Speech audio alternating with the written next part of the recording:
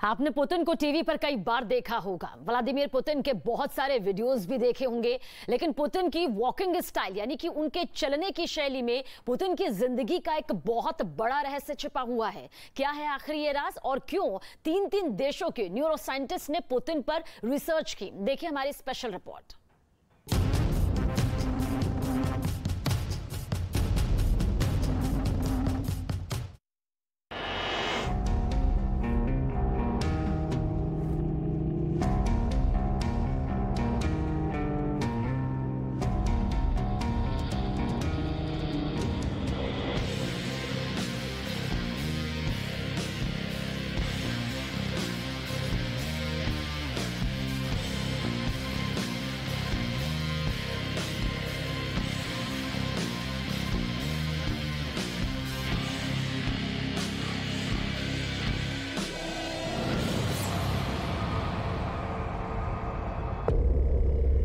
Putin ने अपने जिस राइट हैंड से यानी दाएं हाथ से रूस के राष्ट्रपति पद की शपथ ली है, उसकी मूवमेंट बाएं हाथ के मुकाबले बहुत कम होती है।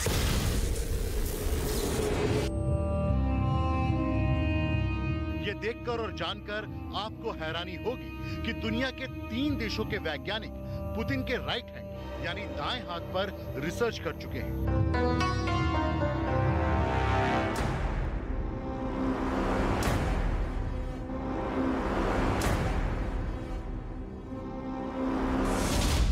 पुर्तगाल, इटली और नीदरलैंड के न्यूरोलॉजिस्ट पुतिन के दाएं हाथ पर शोध कर चुके हैं। शोध इस बात पर हुआ है कि पुतिन का दायां हाथ चलते वक्त भी स्थिर क्यों रहता है।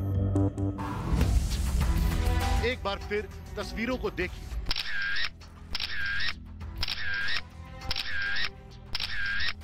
और पुतिन के दाएं हाथ के इस रहस्य को समझने की कोशिश कीजिए।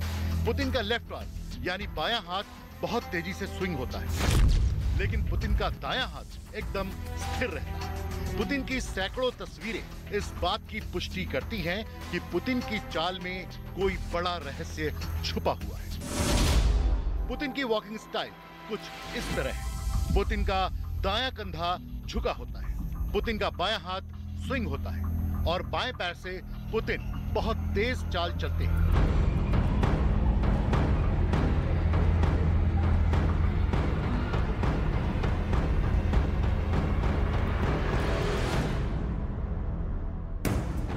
पुतिन की राइट हैंड मिस्ट्री यानी दाएं हाथ का रहस्य दुनिया से छुपा नहीं। धीरे धीरे पुतिन की इस रहस्यमयी चाल पर पूरी दुनिया में चर्चा होने लगी। अखबारों में हेडलाइंस बनने लगी। कई इंटरनेशनल अखबारों में इस पर लेख लिखे गए और सवाल भी उठाए गए कि क्या पुतिन को पार्किंसन रोग हो गया है।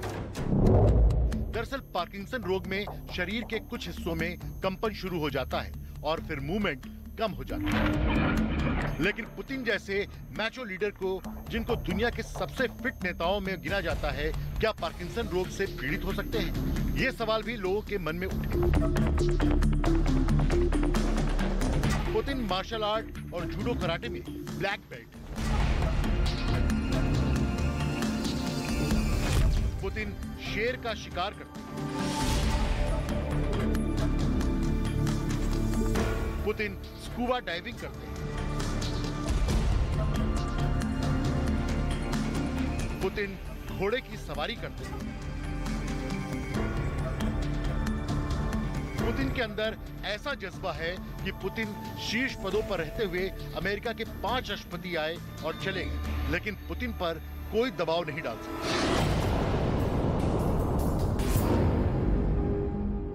69 साल के पुतिन इंटरनेशनल पॉलिटिक्स के सुपर हीरो हैं। पुतिन की फिटनेस पर शक नहीं किया जा सकता। इसलिए सवाल यह भी उठा कि क्या पुतिन जैसे सुपर फिट लीडर को पार्किंसन जैसी बीमारी हो सकती है। पार्किंसन मस्तिष्क के तंत्रिका तंत्र से जुड़ा हुआ रोग है। इसलिए दुनिया के 3 बड़े न्यूरोलॉजिस्ट ने पुतिन पर रिसर्च शुरू की। रिसर्च के लिए पुतिन की सैकड़ों वीडियो खंगाली गई। पुर्तगाल, इटली और नीदरलैंड के 3 न्यूरोलॉजिस्ट ने पुतिन के बॉडी मूवमेंट पर शोध करके साल 2015 में बताया कि पुतिन को पार्किंसन बीमारी नहीं है। दिसंबर 2015 में इन तीनों न्यूरो साइंटिस्ट की रिसर्च प्रकाशित हुई। ब्रिटिश मेडिकल जर्नल में यह स्टडी पब्लिश की गई थी। पुतिन की चाल पर की गई स्टडी में कहा गया कि पुतिन को पार्किंसन बीमारी नहीं है, बल्कि पुतिन गनस्लिंगर की चाल से चलते हैं। पुतिन केजीबी के जासूस रहे हैं और केजीबी की ट्रेनिंग के दौरान ही वो गनस्लिंगर की चाल से चल रहे हैं। साल 2015 में जब यह खुलासा हुआ तब पूरी दुनिया में गनस्लिंगर चाल पर भी रिसर्च शुरू हो गई। एक बार फिर पुतिन की गनस्लिंगर स्टाइल पर तमाम तरह की बातें कही जाने लगी। दुनिया के बड़े बड़े अखबारों में एक बार फिर पुतिन की केजीबी वाली चाल पर लेख लिखे जाने लगे। लोग पुतिन के इस चाल को कॉपी करने लगे।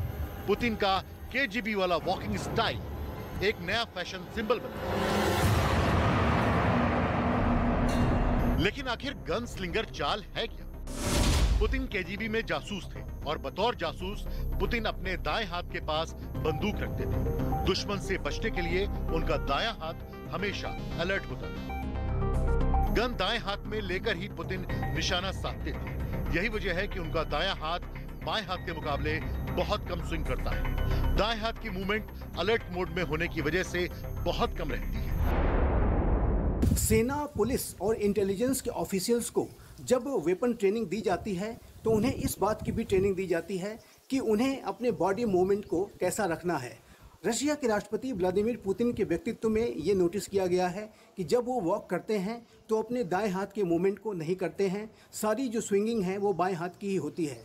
इससे ये पता चलता है कि उन्हें जो स्पाई एजेंसी के दौरान उनको ट्रेनिंग दी गई थी, केजीबी के उनके कार्यकाल के दौरान जो उन्हें ट्रेनिंग दी गई थी, अब ये उनके व्यक्तित्व का हिस्सा बन चुका है। दरअसल 1952 में पुतिन का जन्म हुआ।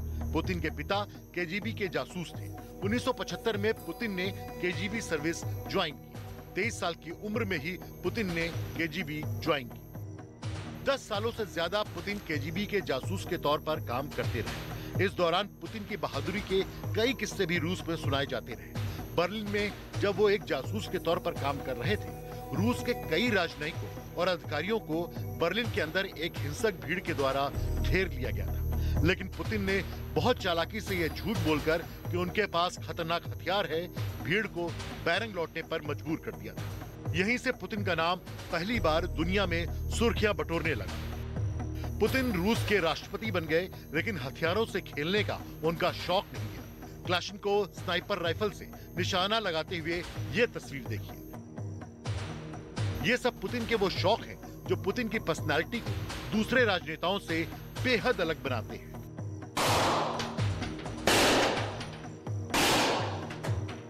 पुतिन को हथियारों का शौक भी है और उनको इस्तेमाल करने की समझ भी है।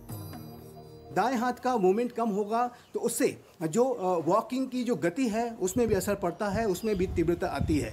तो ये रशिया के राष्ट्रपति व्लादिमीर पुतिन के अब व्यक्तित्व का अभिन्न हिस्सा बन गया है। और ऐसी रिपोर्ट्स हैं कि केजीबी के जो ट्रेनिंग मैनुअल्स हैं उसमें इस तरीके की ट्रेनिंग देने की व्यवस्था की गई है। जो रशिया के पहले राष्ट्रपति मेडवेदेव हों या रशिया के अन्य शीर्ष मंत्री हों, अधिकारी हों, उनके मूवमेंट में भी इसी तरीके का व्यवहार दिखाई देता है, जिसमें कि वो अपने दाहिने हाथ का इस्तेमाल कम करते हैं, उसका मूवमेंट कम करते हैं, बाएं हाथ का जो मूवमेंट है वो ज़्यादा होता है। पुतिन की ये तस्वीरें देखकर आपको समझ में आएगा कि पुतिन के दिमाग में हमेशा जंग की प्लानिंग क्यों चलती रहती है। आज भी पुतिन दुनिया के बेहद ताकतवर नेता हैं। पुतिन अपने दुश्मन को आजमाना जानते हैं और इसलिए यूक्रेन पर हमला करके पुतिन ने नाटो को आजमाया है कि अमेरिका और पश्चिमी देशों का रुख क्या होता है। अगर यूक्रेन पर नाटो पुतिन को कोई चुनौतीपूर्ण जवाब नहीं दे सका तो ये मानकर चलिए कि यूक्रेन के बाद भी पुतिन का आक्रामक रवैया थमने वाला नहीं है। पुतिन यूक्रेन के बाद यूरोप के दूसरे देशों पर भी हमला बोल सकते हैं, खासकर उन देशों पर जो पहले सोवियत संघ के इलाके में शामिल रहे थे।